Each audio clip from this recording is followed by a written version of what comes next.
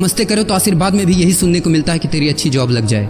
लेकिन जिसने भी ये सिस्टम बनाया ना, उसको मैं दिल से सलाम करता हूँ। वाह क्या सिस्टम बनाया नौकरी का।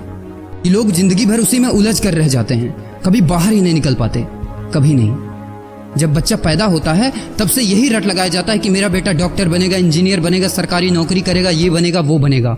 लेकिन किसी ने कभी कहा ही नहीं कि मेरा बेटा अमीर बनेगा। बचपन से लेकर आज तक घर में, समाज में 22 सालों तक इसी बात का इंतजार रहता है कि मेरे बेटे को कोई कंपनी अच्छी जॉब दे दे। लेकिन एक बार किसी ने नहीं बोला कि मेरा बेटा एक कंपनी खोलेगा और लाखों लोगों को जॉब देगा।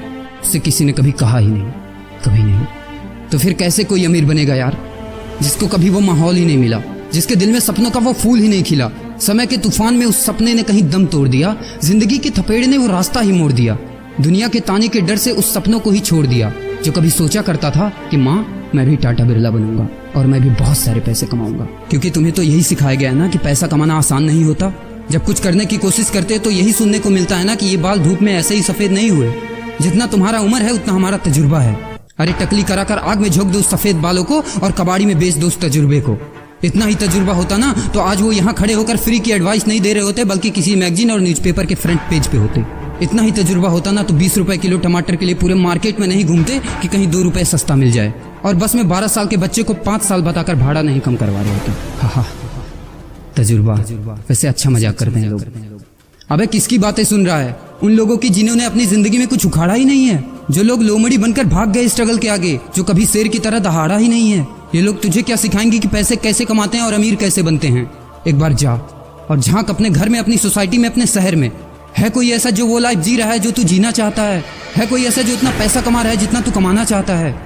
है कोई ऐसा जो उस कार में घूमता है जिस कार में घूमने का तू सपना देखता है और शायद उसी कार की फोटो तेरे दीवार पे भी लगी हो? है कोई ऐसा जिसने उतना नाम कमा लिया जितना तू कमाना चाहता है, जितना तुझे चाहिए? झांक यार, झांक ले, पता चला कुछ।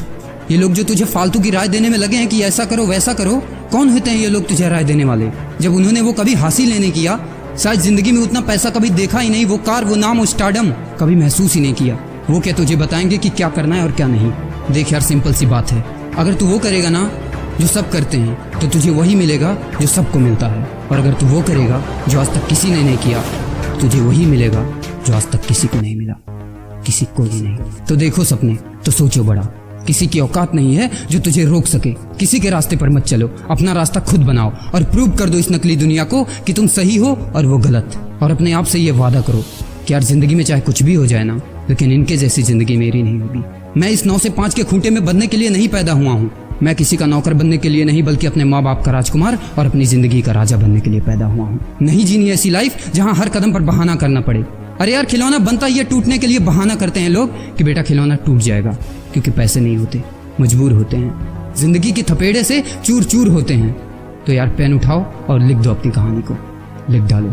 तुम्हारी कोई सीमा नहीं है, तुम तो अनंत हो, यू आर इनफाइनाइट। और लास्ट में एक बात कहना चाहूंगा कि जब तक पढ़ाई का मकसद नौकरी पाना होगा, तब तक समाज में नौकर ही पैदा होंगे, मालिक नहीं।